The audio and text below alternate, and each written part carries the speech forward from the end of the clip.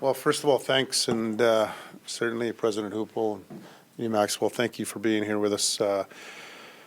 And good morning, everyone, and certainly good to see some of our retired members here, and welcome, and it's good to see such a good turnout here.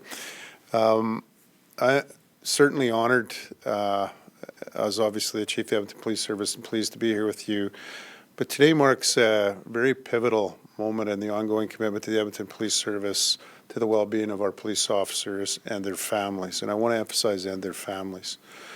I stand before you with great pride to announce our formalized partnership with Wounded Warriors Canada, an organization dedicated to providing innovative mental health programs and services to veterans, first responders, and their families across the nation. In the unpredictable realm of law enforcement, our officers face the unexpected, navigating through the repercussions of tragic events that cease and test their resilience. They bear witness to the raw and unfiltered realities of human existence. Each day they are confronted with a myriad of situations that transcend the ordinary, entering realms of tragedy and trauma that most can't fathom. Obviously, in 2023, this came home to roost for us with the tragic loss of Brett and Travis. We acknowledge that the mental health and well-being of our first responders are at greater risk, and they confront the shadows of trauma, and they often do so alone. Mental health, as we all know, is an elusive adversary surfacing with the least expected. As a first responder organization, mental health and suicide prevention are extremely important to the EPS. It is our responsibility to ensure that supports are not just in place, but readily available to our members and their families when they need it on demand. Through innovative programs and services, the EPS employees and organizational wellness branch works to establish a support system that not only heals the visible wounds, but also tends to the invisible scars that these traumas have endured from being on the front lines.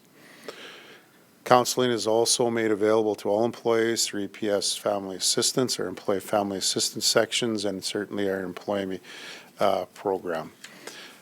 In 2019, the service unveiled a memorial signpost at all police headquarters and police buildings and installed similar signposts, as I said, across the service to promote conversation about mental health, to remember employees that have died by suicide, to help reduce the stigma around suicide and encourage help-seeking behaviors and the help from those who know them best. The partnership with Wounded Warriors Canada helps us enhance the work the service is already doing, and it's a critical step in advancing the health and wellness of our employees by teaching, training, and supporting members through the difficult scenarios they encounter each day. It becomes an integral part of our continuum of care, addressing the unique challenges faced by those who selflessly sacrifice their physical and mental well-being to serve our community. Just as our officers in the front lines deserve unwavering support, so do our emergency communication officers, both evaluators and dispatchers, who serve as the compassionate voice at the other end of the line on some of the most difficult calls. These individuals are at risk, the chain of response, bearing witness to the raw and unpredictable nature of human experience and absorbing the shock waves of trauma with each call they answer. Their resilience is awe-inspiring, but they must acknowledge the effect the weight of these calls have, the intensity of the emotions conveyed, the sheer unpredictability of the situations they navigate make their role indispensable yet imminently challenging. They too are susceptible to the aftershocks. The partnership with Wounded Warriors Canada extends compassionate embrace to include these essential members of our law enforcement family. The trauma officer's experience is multifaceted. It's not just the immediate physical danger, but the profound emotional toll in the days and months after. Our officers are called upon the pillars of strength in moments of chaos, suppressing their own reactions and provide aid and support those in need. But the echoes of these experiences can resonate, as I mentioned, long after the crisis. These repercussions, these encounters are not confirmed. And certainly in the realm of duty, retired members who are with us here today can also experience challenging stages grappling in their past. Despite their training and resilience, our officers are not impervious to the profound impact of the trauma they navigate on a daily basis. The emotional burden is significant.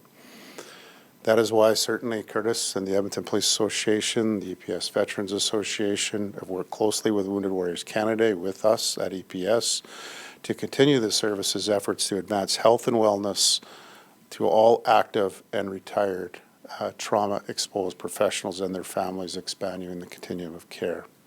Together we stand united. Our commitment is unwavering to ensure that no one faces the aftermath of trauma alone, standing together in the commitment of their mental health and overall resilience. You know, when we sit, and I was asked yesterday, how do we deal with keeping people in our police service, and how do we deal with basically dealing with some of the things that are faced in North America in relation to retention of our employees? It starts with looking after our people. If that's the foundation of what we do through our programs, and many of our people working in those areas are here today, this is really what gets us off to the start that we need. It's not when you're just a member, it's when you're retired, it's your family members that are all affected by this.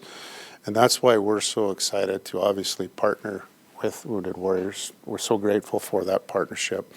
And this is one thing that was pretty easy for Curtis and I to come together on and say that, you know, we're here for the right cause. And if we always put that at the front and foremost, I think good things would happen. I want to just take a real second here just to thank all of our staff who are with us today, for our retired members, for our EPA, for our members that are sitting in the back, as well as our comps are putting this together. This is truly a good day. It hasn't been easy in policing. It hasn't been easy in human services in the last few years. And steps like this with the right partner at the right time go on to make it better than it was yesterday, and that's our goal here today. So without further ado, I'm just going to turn it over to the President Hoople to offer a few words. Yeah, the chief hit it on the point. It's a good day today. It's a good announcement. It's a good reason to be here, so we're very proud to be here. So I'm Curtis Hoople. For people that don't know me, I'm the current president of the Edmonton Police Association. I'm here on behalf of the Police Association also to show our support for this partnership, but I also wanted to make sure that you know that I'm also a 21-year serving member. So I do have some background in relation to this and knowing why this is very important, especially my wife wants to ensure that I remind people how important this is for the family support as well.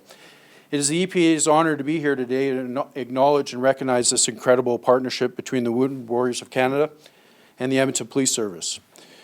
The Edmonton Police Association is a critical partner in making sure this amazing national organization reaches all our members and their families. I still remember the day I was called and accepted in the Edmonton Police Service. Yes, I do, 21 years ago. I know exactly where I was.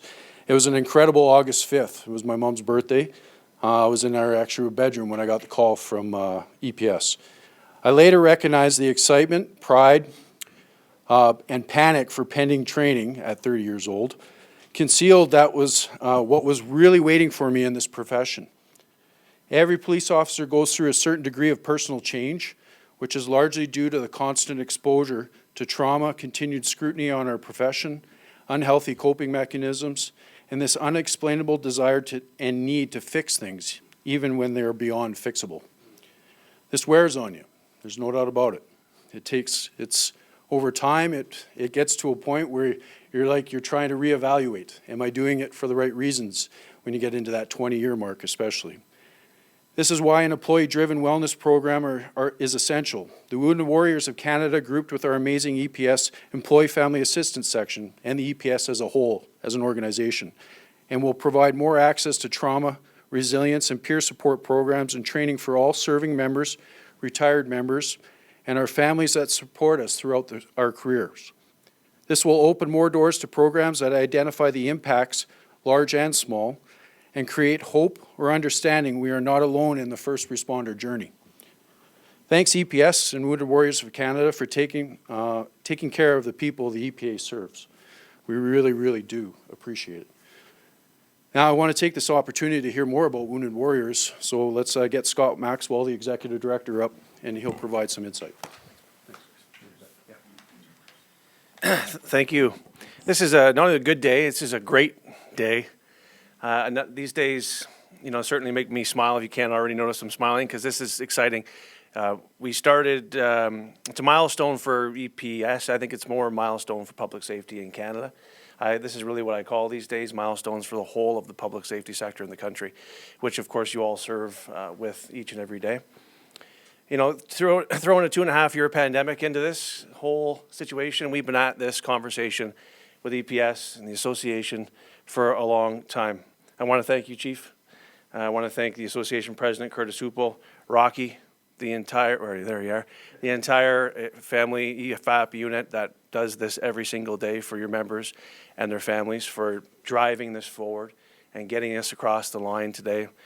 Along this time, along this journey to get to where we are today, I was struck mostly that this wasn't a barrier, there wasn't hurdles necessarily to get here that were negative or concerning. What I was most impressed with in all the conversations we've had with members of this service over the last several years was just how much they take supporting their members and their families seriously. They just don't offer out organizations or services support that they haven't vetted extensively.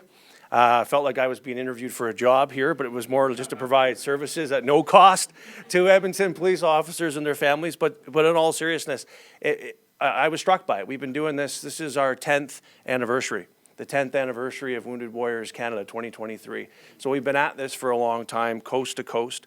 We started with a partnership just like this in 2018 with the Royal Newfoundland Constabulary, and we couldn't get 10 people in a room. And now I stand before the lights, the cameras, and all of you, and it's certainly it's been an inspiring journey, an inspiring exercise. But along that road, as I say, you kind of see what people are doing, where there are gaps that we're trying to fill as a service provider, but just seriously how much the organization truly and seriously cares to provide the best level of quality mental health services and psychological support for their people. And let me tell you, and it's no criticism of anybody else, it's more of a pointer to look at who's maybe doing it the best. And I think from my experience anyway, that you're doing an incredible job of taking this seriously. And we're proud to be part of that, which is what today is all about. We like to sometimes joke that Wounded Warriors Canada is a 10-year overnight success. But in actual fact, we're one big national team that has driven us to become a mental health service provider that is providing our life-changing programs and clinical care to veterans, first responders, and their families in every part of the country and indeed in every region of this province. So to that end, I'm pleased to be joined today by some members I do want to introduce, just as the Chief was recognizing the staff that make this organization possible, that make days like this possible. We're no different. We have an incredible team here in the province. Helena and Jairus, just raise your hand there. They run all of our kind of operations clinically here in the province of Alberta through our office at Edmonton in the city. Ian Hall from Edmonton Fire Rescue Service and an ambassador of ours for a long time, doing lots of fundraising and awareness exercises through his Ruck March for Remembrance, which was started by Ian and now is a national event across the country. Sylvie, back there, our first real ambassador, boots on the ground individual. I don't know how many years ago it was, but 6 years or more ago that we started working together and driving that forward for us. In terms of education and awareness and fundraising and all the things that we need to do what we do, I'd be remiss as well if I didn't find Jalen behind the cameras, or formerly behind that microphone at CHED, that all the times you reached out or we reached out to cover these very difficult topics that we often discuss, including what happened tragically here with Travis and Brett. I won't forget that day at all, and being on that show to talk about what happened here was certainly something that I'll carry with me for the rest of my life. And Sabrina, where's Sabrina? You're back there from the Edmonton Oiler Community Foundation, a long-standing partner of ours here in the city that just finished a campaign that wrapped up through the 3 games on Saturday with a jackpot of over $400,000, of course, that they are flowing the percentage of that revenue into our foundation, which goes into our mental health service delivery across this province and through this city. So I just want to make sure you recognize for everything you're doing to drive that forward. It takes a village, as I'm kind of highlighting and as we've been talking about today, but beyond that, truly it takes partnership. You know, I think more what I've learned along the way is that as a country and as a public safety sector, that we're finally realizing that no service, no association, no service provider will ever be the 100% solution for the complex operational stress injury needs of your members and their families. The scale and the scope, as we know, is significant, and I think we're long overdue to break down silos, and I like to call it or term it barriers to care, which has often plagued those that are looking for help and ultimately are in need of help from getting it. This is really what the genesis of our partnership agreements are. They started when we, for background, a little bit of history, when Wounded Warriors Canada was born in 2013, started out coming out of Afghanistan, as you can imagine, dealing with all of the operational stress injury needs of those that are returning from Afghanistan with body and mind, but hadn't made it all the way home for sure, looking for help. That's where we started doing this work. Carried that through for the first couple of years as a foundation, fundraising and dispersing funds into the community, but then wanted to be on the pointier end of the spear. Having recognized a lot of gaps that exist and still do, we wanted to build a team and identify people that could deliver new and innovative services to help address all these gaps that we had identified. And thank you for mentioning families numerous times this morning, because that's really kind of the hallmark and the bread and butter of what Wounded Warriors Canada is focused on as a service provider. We only have one program that supports the ill and injured member themselves, the Trauma Resiliency Program. Everything else that we have embodies either the member at the couple level, spouses, a program built for surviving family members, line of duty deaths or deaths by suicide, and of course our Warrior Kids camp and virtual program that started right here in Edmonton. So that's really what the whole genesis of where we wanted to be, and that's where we've come. It didn't happen overnight, as I mentioned. We started to move and develop and deliver services, then getting to the point where we started to hear from first responders everywhere I went in the country. Kind of not much, 2013 to 2014, 15. And then every room, every city, every province I was in, I'd have a first responder come up and invariably say, don't forget about us. Trauma is trauma. We're struggling too. That was the impetus at the time to make sure that, well, we always wanted to get there, but we wanted to ensure we weren't over-promising and under-delivering on anything to anybody. And that's when we made that shift in 2016 to include first responders into our provision of care and have never looked back. I'm so thankful that we did. You and your members and their families and all of you have brought so much to this organization in identifying new gaps, new challenges, and new ways that we can be helpful. And that really kind of brought us to where we are today. We started helping first responders, getting them into our counseling programs, but then we were thinking, how are we actually going to get the information out to members and their families that need it? Unlike the military, where there's 2 departments nationally for the whole of the country, D&D and VAC, Veterans Affairs Canada, that's not the case in the public safety community in the country.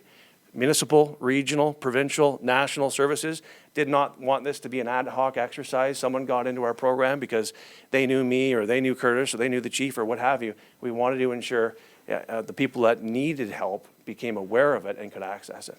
So that was the genesis of the partnership agreements back in 16, 17, and led to the first one in 2018, as I mentioned.